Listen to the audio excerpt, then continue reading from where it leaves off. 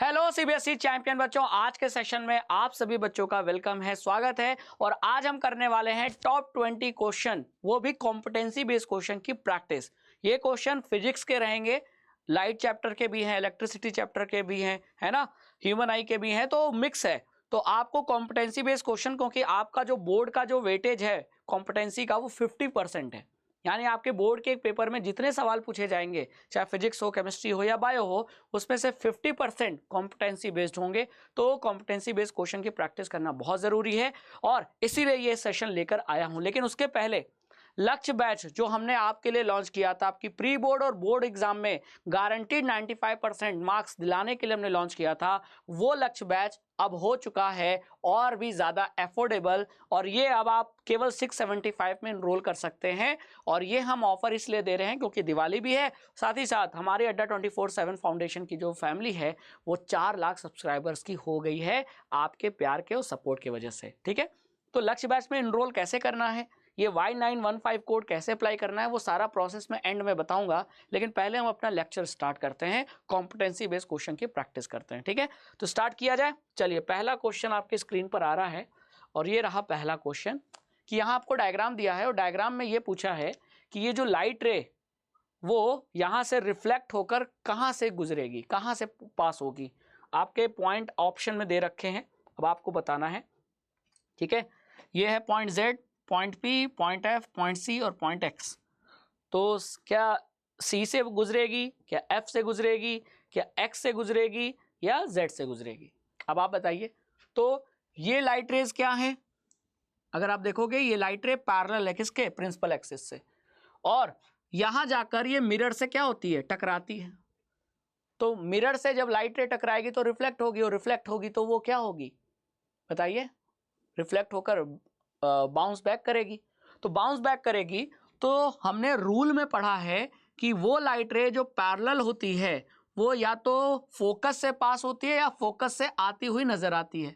अब अगर concave mirror होता तो ये लाइट रे फोकस से पास हो रही होती, लेकिन ये कॉन्वेक्स मिरर है तो ये फोकस से आती हुई नजर आएगी। तो ये रहा फोकस। अब इससे आती हुई नजर तभी आएगी जब ये कहां से पास करे, एक्स से पास करे। तो हमारे इस क्वेश्चन का आंसर ये होगा क्या, सी, कि ये जो लाइट है वो किस पॉइंट से पास करेगी, एक्स पॉइंट से पास करेगी। और एक्स किस ऑप्शन में दिया था, सी ऑप्शन में, इसीलिए हमारा इस क्वेश्चन का आंसर क्या होगा, सी होगा। बात समझ में आ गया। चलिए, क्वेश्चन नंबर 1 हमने सॉल्व कर लिया। अब आ जाते हैं क्वेश्चन नंबर 2 पे। तो देखा आपने कॉम्पिटेंसी बेस्ड क्वेश्चन में कैसे घुमा कर पूछा जाता है। तो आपके कंसेप्ट क्लियर होने चाहिए, तभी आप अटेम्प्ट कर सकते हो, सही कर सकते हो। ठीक है, नेक्स्ट आपको 3 मीडियम दे रखा है। वो कौन से हैं 3 मीडियम? एक मीडियम है ग्लास, दूसरा है एयर और तीसरा है वाटर। और based on the refractive index of 3 materials arrange the speed of light through them in decreasing order. आपको 3 मीडियम, तीनों मीडियम का रिफ्रैक्टिव इंडेक्स दे दिया है और तीनों मीडियम में लाइट की जो स्पीड है उसका डिक्रीजिंग ऑर्डर आपको बताना है। तो आप ये सोचिए कि डिक्रीजिंग ऑर्डर का मतलब क्या होता है। तो डिक्रीजिंग ऑर्डर का मतलब होता है मैक्सिमम से मिनिमम। क्या होता है, मैक्सिमम से मिनिमम। तो हम ये चाह रहे हैं स्पीड ऑफ लाइट का डिक्रीजिंग ऑर्डर, यानी स्पीड मैक्सिमम होनी चाहिए और डिक्रीजिंग ऑर्डर में स्पीड मिनिमम हो जाएगी। फिर यही हुआ ना। तो स्पीड ज्यादा कहां होगी, किस मीडियम में स्पीड ज्यादा होगी लाइट की? तो यहां आपको स्पीड और मीडियम के रिफ्रैक्टिव इंडेक्स का रिलेशन पता होना चाहिए। वो मीडियम जिसका रिफ्रैक्टिव इंडेक्स जितना ज्यादा होता है वो मीडियम उतना डेंसर होता है, और रिफ्रैक्टिव इंडेक्स ज्यादा होगा, मीडियम डेंसर होगा, तो लाइट की स्पीड उतनी ही कम होगी।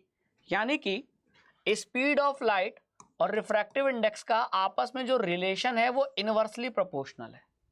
तो अगर मैं चाहता हूं कि स्पीड मैक्सिमम हो, क्योंकि मुझे डिक्रीजिंग ऑर्डर में लगाना है, तो मैक्सिमम से मिनिमम की तरफ जाना है।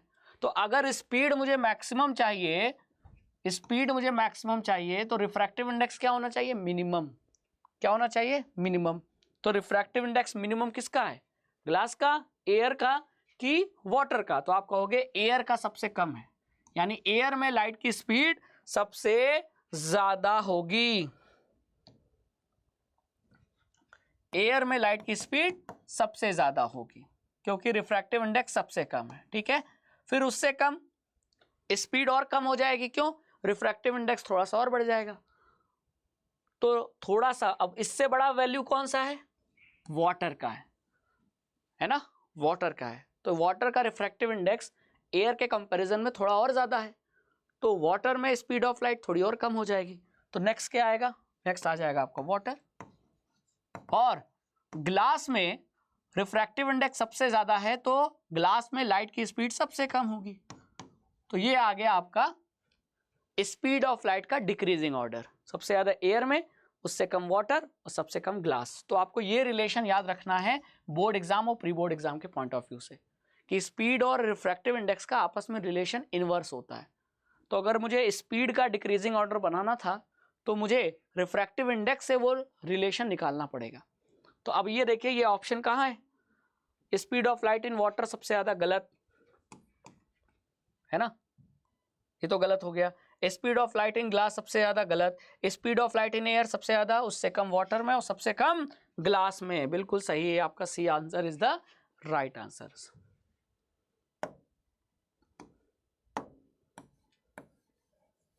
ठीक है, समझ में आ गया? चलिए आगे चलते हैं। क्वेश्चन नंबर 3, आपके सामने एक डायग्राम है। डायग्राम में ये क्या है? मिरर। कौन सा मिरर? पहचान तो गए होगे, कॉनकेव मिरर। उसके सामने सेंटर ऑफ कर्वेचर पे क्या रखा है? ऑब्जेक्ट। मोमबत्ती है, ऑब्जेक्ट की तरह है। तो आपको बताना है which of the following statement is not true.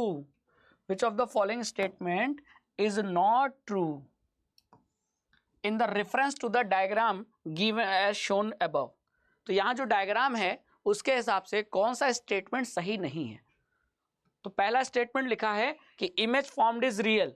ये बात सही है क्या? बिल्कुल सही है, करेक्ट है। कॉनकेव मिरर के सामने अगर ऑब्जेक्ट सी पर होता है तो उसकी इमेज भी सी पर बनती है, और वो इमेज कैसी बनती है? रियल बनती है। तो ये तो करेक्ट है। Image formed is enlarge. क्या यहाँ जो इमेज बनेगी वो एनलार्ज, बड़ी बनेगी? नहीं, इमेज जो बनेगी वो सेम साइज की बनेगी, क्योंकि ऑब्जेक्ट कहाँ है? सी पर। तो जो उसकी इमेज बनेगी वो भी सी पर बनेगी और सेम साइज की बनेगी। तो ये तो गलत हो गया, मतलब ये करेक्ट नहीं है। Image is formed at a distance equal to the double the focal length. बात सही है। इमेज अगर सी पर बनेगी तो इसका मतलब फोकल लेंथ का डबल कर दें, वहां इमेज बन रही है। तो ये भी स्टेटमेंट सही है। इमेज फॉर्म्ड इज इन्वर्टेड, बिल्कुल रियल और इन्वर्टेड इमेज बनेगी, ये भी सही है। तो ए सी और डी स्टेटमेंट करेक्ट है, लेकिन हमसे क्या पूछा है? कौन सा स्टेटमेंट ट्रू या करेक्ट नहीं है? तो कौन सा करेक्ट नहीं है? बी करेक्ट नहीं है। तो हमारा इस क्वेश्चन का आंसर हो जाएगा क्या? बी, क्योंकि इमेज जो है वो एनलार्ज नहीं, सेम साइज की बन रही है। क्लियर? चलिए क्वेश्चन नंबर 4 पे आ जाते हैं। क्वेश्चन नंबर 4 क्या बोल रहा है कि a complete circuit is left on for several minutes causing the connecting copper wire to become hot. As the temperature of the wire increases, the electrical resistance of the wire. अब ये question थोड़ा सा typical है। आपको ये बोला है कि एक सर्किट को ऑन करके हमने छोड़ दिया। अब सर्किट में जो कॉपर वायर था उसमें करंट के फ्लो होने से वो लगातार गर्म होते होते वो कॉपर का वायर बहुत गर्म हो गया। तो यानी कॉपर का वायर गर्म हो गया, यानी उसका टेम्परेचर बढ़ गया। Temperature of the wire increases. तो अगर टेम्परेचर बढ़ गया है तो इसके वजह से वायर का जो रेजिस्टेंस है उस पर क्या असर पड़ेगा? क्या असर पड़ेगा? तो बेटा आप लोग ये जान लो कि टेम्परेचर का रेजिस्टेंस पे डायरेक्ट असर पड़ता है, यानी टेम्परेचर के बढ़ने से रेजिस्टेंस भी वायर का बढ़ता है। तो यहां आपके क्वेश्चन का आंसर क्या होगा? सी। क्या होगा? सी। क्लियर? हमने एनसीईआरटी में लेंथ का असर पढ़ा, एरिया का असर पड़ा, रेजिस्टेंस पे पढ़ा है ना, कि लेंथ के डायरेक्टली प्रोपोर्शनल होता है। ये आपने रिलेशन पढ़ा है कि लेंथ बढ़ाने से रेजिस्टेंस बढ़ जाता है, और एरिया के इन्वर्सली प्रोपोर्शनल होता है, यानी एरिया बढ़ाओगे तो रेजिस्टेंस कम हो जाता है। लेकिन टेम्परेचर के साथ ये नहीं बताया था, क्योंकि ये सब कांस्टेंट टेम्परेचर पे हो रहा है। टेम्परेचर को बदल के नहीं हम देख रहे हैं, लेकिन अगर टेम्परेचर भी बदल दे तो रेजिस्टेंस बदलेगा। और कैसे बदलेगा? टेम्परेचर बढ़ाओगे तो रेजिस्टेंस भी वायर का बढ़ जाएगा। तो ये आपका आंसर होगा सी। ठीक है, नेक्स्ट क्वेश्चन बहुत प्यारा क्वेश्चन है, ये डायग्राम वाले क्वेश्चन है और ऐसे डायग्राम आपसे पूछे जाएंगे। रे 1 रे 2, यहाँ एक ऑप्टिकल डिवाइस है जिसको एक्स बोला गया है, ठीक है, उसको हमने यहाँ रख दिया। तो ये डिवाइस कौन सा हो ताकि ये जो रे है वो इस तरीके से बाहर निकले। तो आपको क्या नजर आ रहा है, कुछ ऐसा नहीं लग रहा है कि लाइट रे आई फिर ये इधर चली गई फिर ऐसे चली गई, ये लाइट रे आई फिर ऐसे चली गई फिर ऐसे चली गई, बताओ लग रहा है कि नहीं। और ये देखने में कुछ वैसा ही है जैसा आपने लाइट चैप्टर में पढ़ा है, रेक्टेंगुलर ग्लास स्लैब से जो लाइट का रिफ्रैक्शन होता है, तो लाइट ऐसे आती है फिर ऐसे बेंड होती है और फिर ऐसे चली जाती है। तो ये दोनों लाइट रे क्या होती है, पैरेलल हो जाती है। तो वही चीज तो यहाँ है। तो इसका मतलब कि ये जो हमारा ऑप्टिकल डिवाइस है वो क्या है, वो ग्लास स्लैब है। ग्लास स्लैब कहाँ दिया है, converging lens, parallel sided glass block, plane mirror, triangular prism. इसका मतलब ये आपका आंसर होगा बी। ठीक है, अगर हम यहां एक ऐसा ग्लास वो रख दें, है ना, रेक्टेंगुलर ग्लास स्लैब, तो ग्लास का बना हुआ स्लैब रख दें या ब्लॉक रख दें, तो ये लाइट रे ऐसे आएगी, ठीक है, फिर क्या हो जाएगी और फिर ये ऐसे बेंड होकर चली जाएगी। ये नॉर्मल की तरफ बेंड होगी, नॉर्मल की तरफ, फिर ऐसे जाएगी और फिर अवे फ्रॉम नॉर्मल बेंड होगी और फिर ऐसे चली जाएगी। ठीक है, चलिए next question number 6। If a lens can converge the sun rays at a point 20 centimetre away from its optical centre, the power of the lens is. बहुत प्यारा क्वेश्चन है, ऐसे क्वेश्चन आते हैं। आपको क्या बोला है कि एक इफ ए लेंस क्या कर रहा है, lens can converge the sun rays at a point 20 centimetre away from its optical centre. तो पहली बात, वो कौन सा लेंस होगा जो सन से आने वाली लाइट रेज को कन्वर्ज कर देगा, एक पॉइंट पर मिला देगा। तो पहली बात, सन बहुत दूर है, इन्फिनिटी पर है, तो सन से आने वाली जो लाइट रेज होंगी वो हम क्या मान के चलेंगे, पैरेलल। और इन पैरेलल लाइट रेज को ये कॉन्वेक्स लेंस क्या करेगा, एक पॉइंट पर जाकर मिला देगा। मिलाएगा कि नहीं मिलाएगा, हाँ सर मिलाएगा। ठीक है, तो वो लेंस कौन सा है, वो लेंस कॉन्वेक्स लेंस है। और सन से आने वाली लाइट रेज को जिस पॉइंट पर मिलाएगा वो पॉइंट ऑप्टिकल सेंटर से कितने दूरी पर है, तो क्वेश्चन में बोला है कि 20 सेंटीमीटर दूरी पर है। तो फिर जहां मिलाएगा वो पॉइंट क्या हो गया, फोकस। और ऑप्टिकल सेंटर से ये फोकस की दूरी क्या हो गई, फोकल लेंथ। और ये क्वेश्चन में दे रखा है कितना, 20 सेंटीमीटर। तो यानी आपको लेंस का फोकल लेंथ दे दिया है, और जब फोकल लेंथ दे दिया है तो हम क्या कर सकते हैं, हम पावर निकाल सकते हैं। बिल्कुल, कैसे निकाल सकते हैं, देखो लेंस का फोकल लेंथ कितना है, +20 सेंटीमीटर। प्लस लेंगे ना, क्यों लेंगे प्लस, क्योंकि ऑप्टिकल सेंटर से आप राइट जा रहे हो, ऑप्टिकल सेंटर से आप राइट जा रहे हो, तो फोकल लेंथ क्या लोगे, प्लस लोगे, ये प्लस लेना पड़ेगा आपको। तो फोकल लेंथ हो गया +20 सेंटीमीटर। अब सेंटीमीटर को मैं मीटर में बदलूं तो +20/100, ये कट गया, ये आ गया +1/5 मीटर। अब पावर कैसे निकालना है, power is equal to 1/f, 1/f कितना है, +1/5 मीटर, है ना। तो ये 5 ऊपर चला जाएगा और ये 5 ऊपर चला जाएगा, तो लेंस की पावर आ जाएगी +5 डायप्टर। तो ऑप्शन में कहाँ है, +5 डायप्टर, यही आपका आंसर है।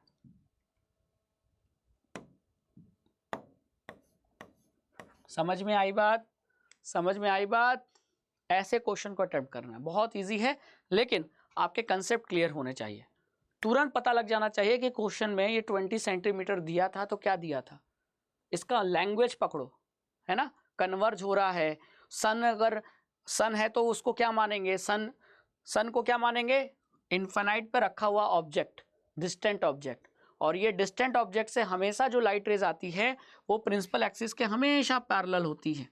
तो ये सारे कंसेप्ट अगर आपको याद है तो आप आराम से बता लोगे। ठीक है, आगे बढ़ा जाए। चलिए next, for the diagram shown according to the new cartesian sign convention the magnification of the image form will have the following specification. Diagram देखो और इस ऑब्जेक्ट की जो इमेज बनेगी उस इमेज के हिसाब से मैग्निफिकेशन का सही ऑप्शन सेलेक्ट करना है। तो पहले ये सोचो जरा कि ये कौन सा मिरर है, कॉनकेव मिरर। ऑब्जेक्ट कहाँ रखा है, पोल और फोकस के बीच में। तो जब भी ऑब्जेक्ट कॉनकेव मिरर के सामने पोल और फोकस के बीच में होता है, बिटवीन होता है, तो ये स्पेशल केस हो गया, ये स्पेशल केस है। और ये स्पेशल केस आपको याद है कि यहाँ ऑब्जेक्ट जो बनेगा, ऑब्जेक्ट की इमेज जो बनेगी वो इमेज वर्चुअल होगी और मिरर के पीछे बनेगी। ये हो गया वर्चुअल इमेज, और बड़ी बनेगी, वर्चुअल इमेज होगी और एनलार्ज या मैग्नीफाइड होगी। क्लियर?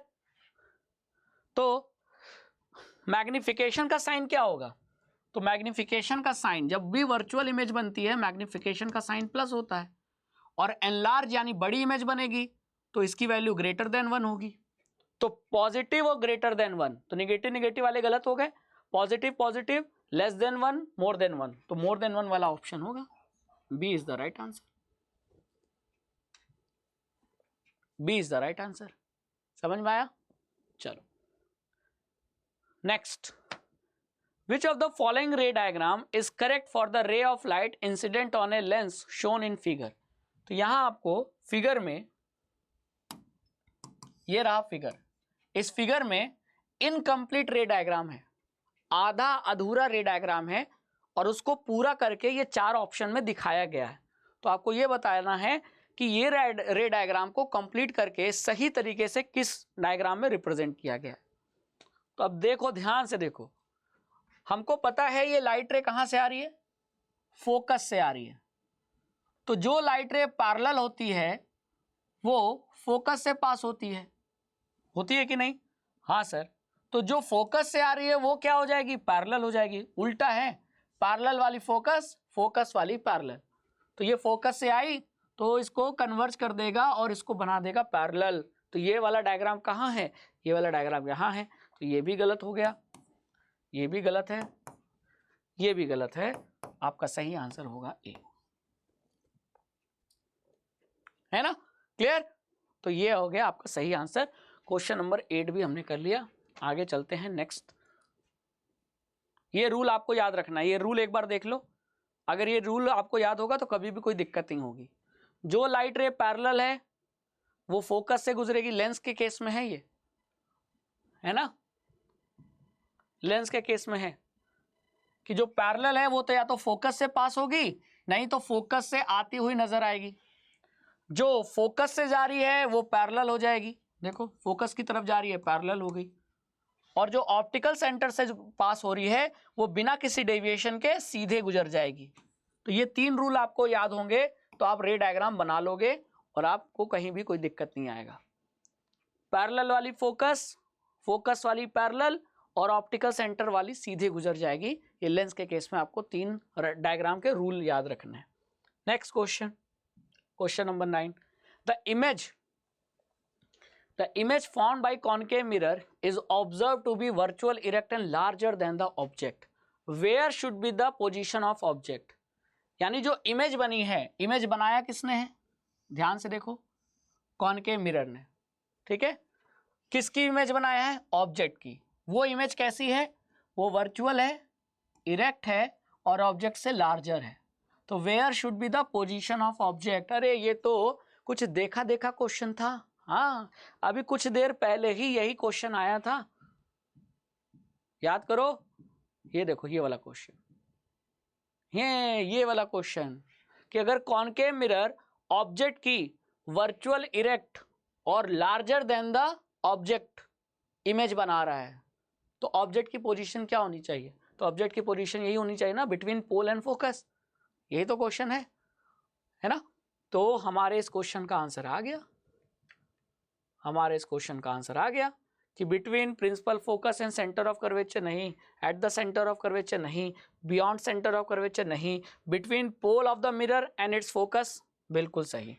तो हमारे इस क्वेश्चन का आंसर क्या होगा? डी होगा। क्योंकि ये स्पेशल केस है, इस पे ज्यादा क्वेश्चन आते हैं, इसीलिए इस पर मैंने 2 क्वेश्चन करा दिए बैक टू बैक, है ना। चलो आगे चलते हैं क्वेश्चन नंबर 9 पे। ये देखो, ये वाला रे डायग्राम आपको याद रखना है कि जब भी ऑब्जेक्ट पोल और फोकस के बीच में होगा तो कॉनकेव मिरर उसकी कैसी इमेज बनाएगा? वर्चुअल, इरेक्ट और ऑब्जेक्ट से बड़ी इमेज बनाएगा, यानी मैग्नीफाइड इमेज बनाएगा, ठीक है। और यही हमारा इस क्वेश्चन का फिर आंसर हो गया। तो डायग्राम की भी प्रैक्टिस होनी चाहिए। नेक्स्ट, अभी याद करो रेक्टेंगुलर ग्लास स्लैब का डायग्राम बनाया था, तो आपको वही कहा है कि इन चारों में से कौन सा डायग्राम सही है। The path of ray of light coming from air passing through the rectangular glass slab traced by 4 students are shown as A, B, C, D. Which one of them is correct? बताओ कौन सा diagram correct है? क्या ये correct है? ये तो बिल्कुल करेक्ट नहीं है। क्यों? लाइट इसमें सीधे गुजर गई। अरे जब ये एयर है और ये ग्लास है तो लाइट बेंड होगी, तो जब लाइट बेंड होगी यहां तो बेंड ही नहीं हो रही, तो ये गलत हो गया। फिर ये भी गलत है क्योंकि लाइट को यहां बेंड होना चाहिए, यहां बेंड ही नहीं हो रही, तो ये भी गलत हो गया। लाइट को यहां बेंड होना चाहिए था इस पार्ट पे, लेकिन ये भी बेंड नहीं हुआ। ये डायग्राम सही है क्योंकि एक तरफ टुवर्ड्स नॉर्मल बेंड हुई और यहां अवे फ्रॉम नॉर्मल बेंड हुई। ये आपका डायग्राम बिल्कुल सही है। यहां मैं बी आंसर को, बी ऑप्शन को टिक कर दूंगा, यही सही आंसर है, ठीक है। ये रे डायग्राम सही है। तो ये सारे एनसीईआरटी में दिए गए हैं, कहीं भी ऐसा कुछ नहीं है कि जो एनसीईआरटी के बाहर है। Next question number 11, a given piece of wire of resistivity rho length L, radius R and resistance R is stretched uniformly to a wire of radius R/3. Find the new resistance. Okay, बहुत प्यारा question है, बहुत प्यारा। Question में ये बोला है कि हमने एक वायर को जिसका रेडियस कितना था? R, हमने उसको स्ट्रेच कर दिया। क्या कर दिया? स्ट्रेच कर दिया। तो स्ट्रेच करने से जो उसका रेडियस है वो क्या हो गया? लेंथ बढ़ेगी तो रेडियस क्या होगा? कम होगा कि नहीं बच्चों? हमने वायर को स्ट्रेच कर दिया तो वायर लंबा तो हो गया लेकिन उसकी रेडियस कम हो गई। तो रेडियस कितनी कम हो गई? अब रेडियस R/3 हो गई पहले के कंपैरिजन में। तो आपको इस स्ट्रेचिंग के बाद जो वायर का रेजिस्टेंस है ये निकालना है कि स्ट्रेचिंग के बाद जब वायर को हमने स्ट्रेच किया और उसके वजह से उसका रेडियस R/3 हो गया, यानी पहले R था तो अब R/3 हो गया, तो फिर अब उसका रेजिस्टेंस पे क्या असर पड़ेगा? रेजिस्टेंस क्या हो जाएगा? बहुत सिंपल है। अब देखो, जब भी स्ट्रेचिंग वाला केस आएगा आपको यहां एक कंसेप्ट लगाना है कि वॉल्यूम हमेशा कांस्टेंट रहेगा। Volume of wire will always be constant, will always be constant। हमेशा वॉल्यूम तो सेम रहेगा, चाहे मैं वायर को छोटा कर दूं, स्ट्रेच कर दूं, वॉल्यूम तो नहीं बदलेगा। और वॉल्यूम होता क्या है पहले ये समझो। वॉल्यूम होता क्या है? वॉल्यूम होता है एरिया इंटू लेंथ। वॉल्यूम क्या होता है? एरिया इंटू लेंथ, ठीक है। और एरिया का मतलब क्या होता है? πr²। तो ये हो गया πr² इंटू लेंथ, ठीक है। अब इस क्वेश्चन में क्या बोला है कि लेंथ कितना है? L और रेडियस कितना है? R, ठीक है। तो हम बिफोर स्ट्रेचिंग और आफ्टर स्ट्रेचिंग दोनों वाला केस देख लेते हैं। बिफोर स्ट्रेचिंग और आफ्टर स्ट्रेचिंग, स्ट्रेचिंग के पहले, स्ट्रेचिंग के बाद। ये बहुत इंपॉर्टेंट क्वेश्चन है, अधिकतर बच्चों से हिलता भी नहीं है, तो उनको पता ही नहीं रहता कंसेप्ट क्या लगाना है। तो कंसेप्ट पहले ये देखना है कि देखो, आपको वायर को मैंने स्ट्रेच किया तो वायर का रेडियस कम हो गया, लेकिन उसकी लेंथ कितनी है ये नहीं पता चली ना आपको। तो लेंथ निकालने के लिए हम ये वाला कंसेप्ट लगा रहे हैं, और एक बार लेंथ आ जाएगा तो रेजिस्टेंस भी निकाल लेंगे। तो लेंथ कैसे निकालें? तो हमको ये पता है कि स्ट्रेचिंग के पहले स्ट्रेचिंग के बाद क्या सेम रहता है, वॉल्यूम सेम रहता है, वॉल्यूम कांस्टेंट रहता है। तो स्ट्रेचिंग के पहले वॉल्यूम कितना था, तो वॉल्यूम का मतलब क्या होता है, अब देखो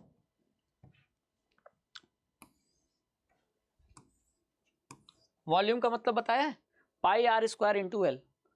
तो स्ट्रेचिंग के पहले रेडियस कितना है आर, लेंथ कितना है एल, तो वॉल्यूम कितना हो गया pi R square into L. Stretching के बाद रेडियस कितना हो गया आर बाई थ्री, तो ये हो जाएगा आर बाई थ्री का स्क्वायर इंटू लेंथ आपको नहीं पता, तो लेंथ आपने मान लिया एल डैश, ये लेंथ आपने माना है, ज्यूम किया है।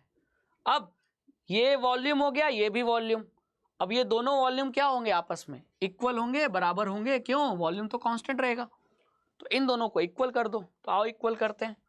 तो जब इक्वल करोगे तो ये हो जाएगा pi R square into L equal to pi R by three का स्क्वायर, तो ये हो जाएगा आर स्क्वायर बाई 9, यही होगा ना, आर बाई थ्री का स्क्वायर, तो ये आर स्क्वायर और ये 1/3 का स्क्वायर 9 नीचे आ गया इंटू एल डैश, तो ये पाई आर स्क्वायर से पाई आर स्क्वायर कट गया, तो एल डैश की वैल्यू कितनी आ गई 9L, यानी लेंथ 9 टाइम्स हो चुकी है, इसीलिए रेडियस आर बाई थ्री हो गया।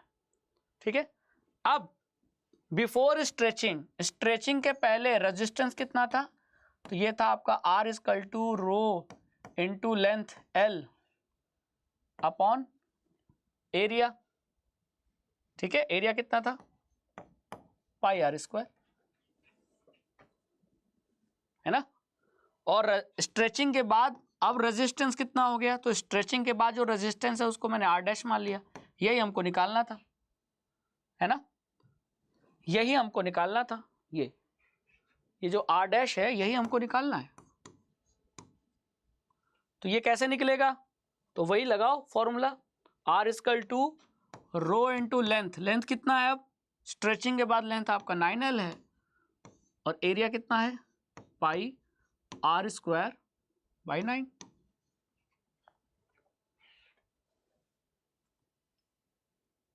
है कि नहीं, समझ में आया।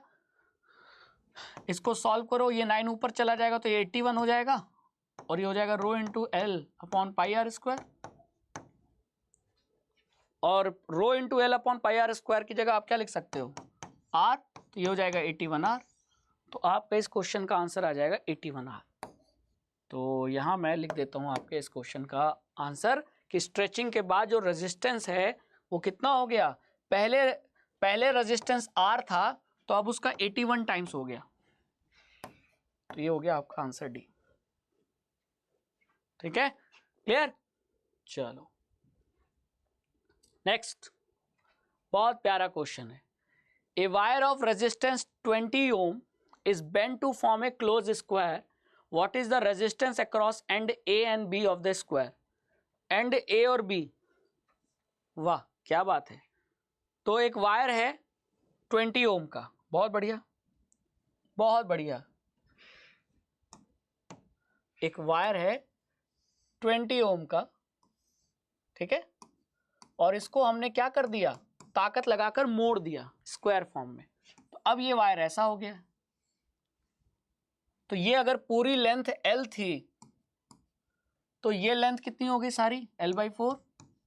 अब क्योंकि रेजिस्टेंस लेंथ के डायरेक्टली प्रोपोर्शनल होता है, तो अगर लेंथ L/4 हो गई है तो रेजिस्टेंस भी तो R/4 हो जाएगा। R मतलब कितना 20, तो 20/4 कितना हो गया 4 5 20, यानी हर साइड का रेजिस्टेंस कितना हो गया 5 ओम।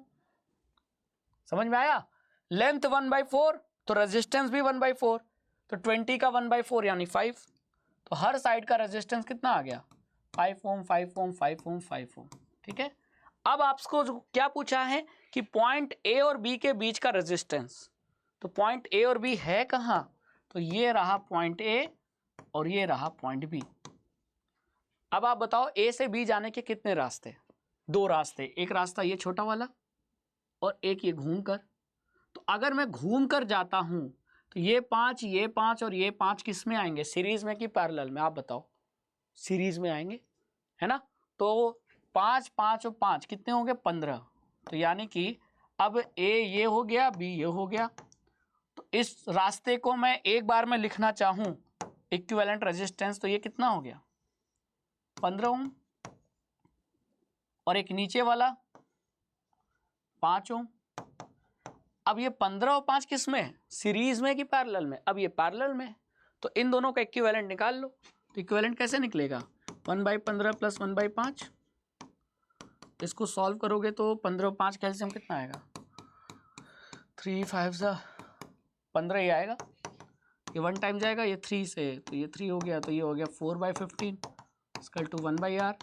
तो r आ जाएगा आपका 15/4। तो इसका जो इन दोनों का इक्विवेलेंट रेजिस्टेंस है वो कितना आ जाएगा 15/4। ठीक है, पॉइंट ए और बी के बीच में। तो ये आपका आंसर है 15/4 है क्या? हाँ है। ओहो, क्या हो गया आंसर 15/4। समझ में आया? बहुत इंपॉर्टेंट क्वेश्चन है, बस ये देखना है कि सीरीज में है कि पैरेलल में। डन, चले आगे। Next, there are 4 resistor, each of resistance are. 4 resistor है ना, सबका रेजिस्टेंस आर है, मतलब ये वाला केस हो गया आर आर आर और आर। ठीक है, पहले इनको सभी को पैरेलल में जोड़ा है, पहले इन सभी को पैरेलल में जोड़ा है, और जो पैरेलल में इनका इक्विवेलेंट रेजिस्टेंस आया वो एक्स आया, और फिर बाद में इनको किस में जोड़ा है, इन चारों को सीरीज में जोड़ा है, तो जो इनका इक्विवेलेंट रेजिस्टेंस आया वो वाई आया। तो आपको रेशियो पूछा है एक्स और वाई का, यानी आपको एक्स अपॉन वाई पूछा है, तो आपको एक्स और वाई निकालना पड़ेगा, और एक बार अगर आ गया वैल्यू तो आप रेशियो निकाल लोगे। ठीक है, तो अब चलो पहले एक्स की वैल्यू निकालते हैं। अब आप ही बताओ, अगर ये एक रजिस्टर है जिसका रेजिस्टेंस आर है, तो इसका वैल्यू कितना हुई आर। अब मैं अगर 2 को जोड़ दूं पैरेलल में, तो इनका इक्विवेलेंट रेजिस्टेंस कितना आएगा, आप सॉल्व करोगे तो आप 1/r प्लस 1/r, तो नेट वैल्यू आएगी r/2। तो 2 थे तो 2 से डिवाइड हो गया, 3 है तो 3 से डिवाइड, और क्वेश्चन में क्या बोला है 4 हैं, तो फिर नेट वैल्यू क्या आएगी 4 से डिवाइड, यानी r/4।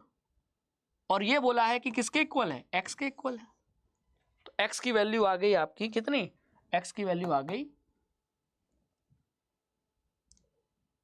x की वैल्यू आ गई r/4। ठीक है, और अब आ जाते हैं सीरीज के लिए। तो सीरीज में जरा सोचो कि अगर एक रजिस्टर है, अगर एक रजिस्टर है तो उसका रेजिस्टेंस की वैल्यू r, और सीरीज में अगर 2 को जोड़ दें r और r, तो यहाँ सीरीज में क्या फॉर्मूला होता है, सिंपली ऐड कर देते हैं, तो r और r 2r, तो 2 को जोड़ा 2r, 3 को जोड़ोगे तो 3r, 4 को जोड़ोगे तो 4r, है ना। और ये 4r की वैल्यू क्या बोला है, किसके इक्वल है, y के इक्वल है। तो यहाँ आपका अब ये जो y है वो हो गया कितना 4r। अब आपका x अपॉन y करना है, तो बस सिंपल है, x अपॉन y, x कितना है r/4 और y कितना है 4r, तो r और r कट जाएगा, ये आ जाएगा 1/16। तो यहाँ आपका आंसर आ जाएगा 1/16। लेकिन अगर यहीं y अपॉन x का रेशियो पूछता तो 16:1 आ जाता। तो आप ये देख लेना कि पूछा क्या है। ठीक है, अब एग्जाम में इसी क्वेश्चन को 4 की जगह 3 बोल सकता है।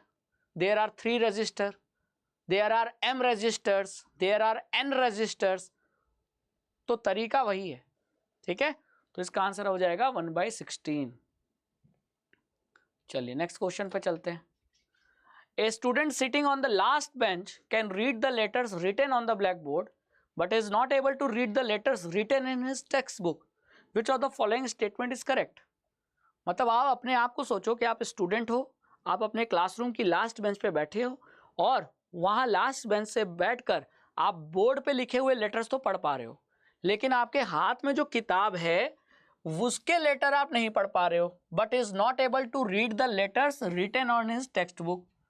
तो इसका कंक्लूजन क्या निकला कि किताब जो आपके पास है आपको उसके लेटर धुंधले दिखाई दे रहे हैं, ब्लर, यानी पास का नहीं दिख रहा सही से, और ब्लैक बोर्ड जो दूर है उसका दिख रहा है, यानी दूर का दिख रहा है, पास का नहीं दिख रहा।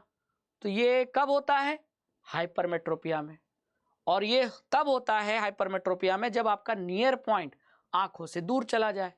तो फिर फार पॉइंट से तो लेना ही देना नहीं है, क्योंकि क्वेश्चन हाइपरमेट्रोपिया का है और हाइपरमेट्रोपिया में नियर पॉइंट आंखों से दूर चला जाता है। तो near point has come closer to him, नहीं, near point has receded away, आंखों से दूर चला गया। तो यहां आपका आंसर होगा ए। ऐसे पकड़ना है क्वेश्चन को, ठीक है। चलो क्वेश्चन नंबर 14 के बाद क्वेश्चन नंबर 15 पे आ जाते हैं। An object is placed at 25 centimetre in front of concave mirror, focal length है 15 centimetre. At what distance from the mirror should a screen be placed in order to obtain a sharp image. तो पहली चीज ये देखो कि screen पर कौन सी image बनती है, स्क्रीन पर हमेशा आपको रियल इमेज बनती है। तो यानी कि जहां स्क्रीन है, स्क्रीन आप कहां रखोगे, जहां इमेज बन रही है। अगर मेरी इमेज यहां बन रही है तो मैं स्क्रीन भी यहां पे रखूंगा। तो यानी अगर आपसे पूछा है स्क्रीन की डिस्टेंस निकालो, eight what distance from the mirror should a screen be placed, यानी स्क्रीन को मिरर से कितने दूरी पे रखा जाए। तो आपसे स्क्रीन की डिस्टेंस पूछ रहा है, इसका मतलब कि आपसे इमेज की डिस्टेंस पूछ रहा है, क्योंकि इमेज की डिस्टेंस और स्क्रीन की डिस्टेंस बराबर है, क्योंकि जहां इमेज वहीं स्क्रीन, तो फिर दोनों की डिस्टेंस बराबर हो गई। तो क्वेश्चन को पकड़ो बच्चों कि आपको अगर स्क्रीन की डिस्टेंस पूछा है, इसका मतलब screen distance is equal to image distance. और इमेज भी कौन सी, रियल इमेज, क्योंकि वर्चुअल इमेज कभी भी स्क्रीन पे नहीं बनती। तो आपसे रियल इमेज जो बन रही है उसकी डिस्टेंस पूछा है, यानी इमेज की डिस्टेंस, यानी आपसे v पूछा है। और क्या दे रखा है, u की वैल्यू दे रखा है, f की वैल्यू दे रखा है, और क्वेश्चन है किसका, मिरर का। तो क्या लगाएंगे, मिरर फॉर्मूला। तो चलो मिरर फॉर्मूला लगाते हैं। मिरर फॉर्मूला लगाया जाए, हाँ सर लगाया जाए। तो u क्या ले लेंगे, u दिया है आपका -25 लेंगे, क्योंकि u का साइन हमेशा माइनस होता है। और f का साइन, क्योंकि कॉनकेव मिरर है, कॉनकेव मिरर का फोकल लेंथ हमेशा माइनस में होता है, तो ये हो जाएगा -15। और आपसे v निकालना है, तो लगाओ mirror formula, 1/v + 1/u = 1/f। अब u और f की वैल्यू यहाँ पुट कर दो। तो u और f की वैल्यू पुट करेंगे तो 1/v + u हो जाएगा आपका -25 और f हो जाएगा आपका -15।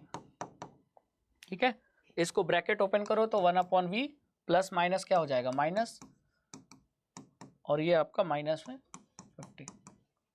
ठीक है, अभी इसको इक्वल टू के उधर ले जाओ तो 1/v = -1/15 और हो जाएगा +1/25। अब इस कैल्शियम ले लो, 15-25 कैल्शियम कितना आएगा, 15-25। मैथ्स उतनी अच्छी नहीं है इसलिए मुझे निकालना पड़ता है। ठीक है, ये हो जाएगा 5 और 5 और फिर 75 आएगा। तो 15 से कितने टाइम्स गया, 5 टाइम्स। 25 से कितना गया, 3 टाइम्स। ये आ गया आपका -2/75। अभी आंसर नहीं आया है, ये 1/v है, आपको v चाहिए। तो ये v कितना हो जाएगा, -75/2 सेंटीमीटर, यानी -37.5 सेंटीमीटर। अब ऑप्शन में देख लो ये कहाँ है, क्योंकि ये इमेज की डिस्टेंस, तो इतने ही दूरी पर स्क्रीन रखना होगा। तो स्क्रीन की दूरी कितनी आ गई, -37.5। -37.5 पहले ही ऑप्शन में दिया था, तो खटाखट फटाफट टिक कर देंगे, सोचेंगे नहीं, सॉल्व कर लिया हमने। ठीक है, चलो अगले क्वेश्चन पे, क्वेश्चन नंबर 16। ये तो क्वेश्चन था, तो फिर से रिपीट हो गया। इसका आंसर क्या होगा, पॉजिटिव और मोर देन 1। ये तो हमने अभी सॉल्व किया है, क्योंकि वर्चुअल इमेज बनेगी तो मैग्निफिकेशन का साइन पॉजिटिव होगा, और इमेज बड़ी बनेगी तो मैग्निफिकेशन की वैल्यू मोर देन 1 होगा। ठीक है, चलो नेक्स्ट क्वेश्चन नंबर 17। अच्छा क्वेश्चन है, if the magnification produced by convex lens is -1/3 and it forms a real image at a distance of 20 centimeter from its optical center, find the position of object। तो convex lens image बना रहा है और वो image का magnification -1/3 है। तो जरा सोचो, -1/3, तो माइनस का मतलब क्या हुआ, इमेज कैसी है, रियल। और अगर इमेज रियल है तो कॉन्वेक्स लेंस जो रियल इमेज बनाता है, वो रियल इमेज हमेशा राइट साइड बनती है। तो जो image right side real image बनेगी, उस इमेज का डिस्टेंस क्या लोगे, प्लस लोगे। तो अब आप ये बताओ कि मैग्निफिकेशन का फॉर्मूला लेंस के केस में क्या हो जाएगा, v अपॉन यू।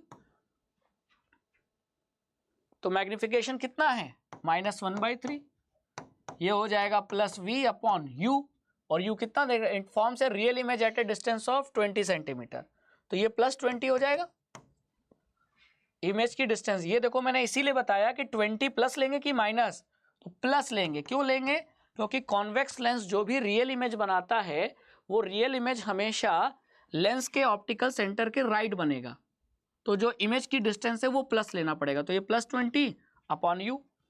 ठीक है, तो u का यहाँ वैल्यू कितना आएगा, u ऐसे हो जाएगा -60 आ जाएगा। तो हमसे क्या पूछा था, find the position of object, position of object आ गया कितना, -60 सेंटीमीटर। ठीक है, चलिए नेक्स्ट, प्रेस बायोपिया को हम बाईफोकल लेंस से ठीक कर सकते हैं, और बाईफोकल लेंस में कॉनकेव लेंस भी होता है, कॉन्वेक्स लेंस भी होता है। तो अब आपको ये बताना है कि बाईफोकल लेंस के लिए करेक्ट स्टेटमेंट क्या है।